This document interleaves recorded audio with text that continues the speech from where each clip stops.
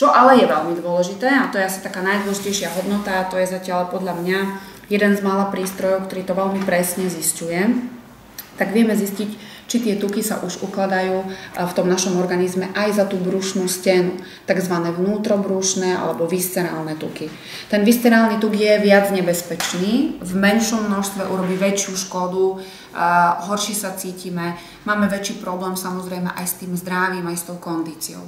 Takže sú nejaké hodnoty, tiež to závisí od veku každého klienta, takže presne tiež vieme povedať, či už je to také, že už to veľmi vplýva na to zdravie a máme problém s tými vnútrobrušnými tukmi, že nám vlastne v tej brušnej dutine nie je veľa miesta, takže keď oni sa tam ukladajú, tak sa ukladajú na tie črievka, do čriev, ukladajú sa do pečienky, hej, tlačia hore na tú bránicu, hej, takže v podstate jednak my sme ako takí tehotní, áno, to znamená, že to brúško sa viduje, či u chlápov, či u žien, hej, že fakt niektorí vyzerajú ako v 8. 9. mesiaci, áno, tehotenstva, ruky, nohy, štíhle, hej, ale proste to brúško sa proste vyvalí, prevalí a v podstate, keď si aj chytíme to brúško, tak tá pokožka, by som povedala, s tým podkožným tukom nie je až v takej veľkej miere, ale je proste to brúško tvrdé, hej, na ten pocit a je také vyduté, fakt, keď sme tehotní, áno.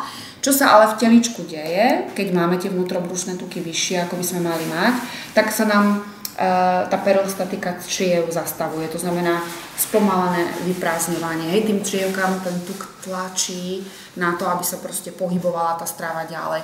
Pečienka už nie je taká pekná červená, ale už je do tej kačacej farby. Hej.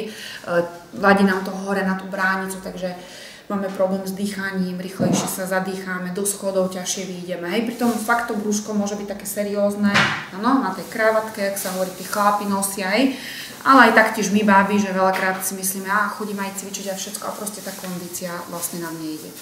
Veľmi zle vplývajú tie vnútrobrušné tuky aj na psychiku a vlastne z toho vznikajú tzv. Tie metabolické syndrómy, to znamená, že máme poškodený metabolizmus, spomalený, viac sa toxikuje to teličko, hej? Máme problémy s cukrovkou, máme problémy s vysokým krvným tlakom, máme tam problém, ktorý sa týka kardiovaskulárneho systému ako celkového, či aterosklerózy, či proste hociaké tie diagnózy s tým spojené.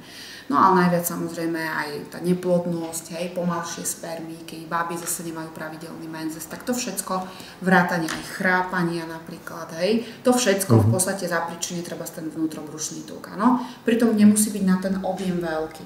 Niekto z ľudí má poškodený metabolizmus len v tom podkoží, čo sme si predtým hodnotu ukazovali, a niekto má práve tie vnútrobrušné tuky. Niekto má aj jednu, aj druhú vec. To veľa ľudí vôbec nevie a to je práve dobré si zmerať na tom prístrojčeku, že zistím vlastne, kde je ten pes, ja hovorím zakopaný, kde je tá príčina, čo treba v podstate s tým teličkom riešiť.